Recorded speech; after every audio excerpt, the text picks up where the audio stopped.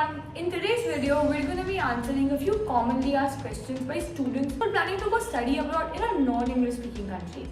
As Indians, we're already multilingual, so picking up a third language is not so much a challenge.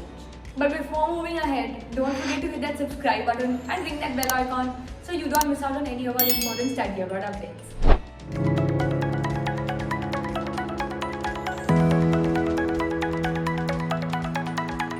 Question number 1. Moving to an East Asian or European country, I recommend you at least learn the basics so that you can understand your classmates or communicate with the locals when you're traveling alone. But there are countries like the Netherlands, Germany and Italy where not knowing the language does not pose so much of a challenge.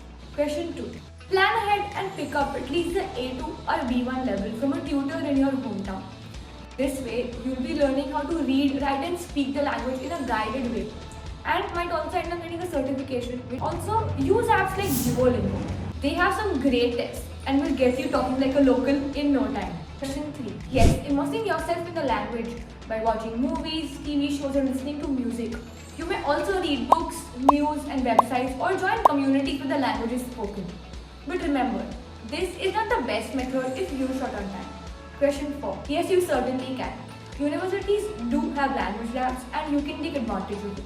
They have interactive learning opportunities and can teach you language in different. Question 5. This is a $1 million question. I would recommend giving yourself 3 months to learn the language and 3 extra months to become a natural in it. You can take your professors or classmates' help or the language labs if your university has them, and come up with a study routine that you can consistently stick to for 3 months. As someone who's picked up a foreign language in 3 months, I can vouch for it. 20 minutes of learning without a single day's break can take you way ahead.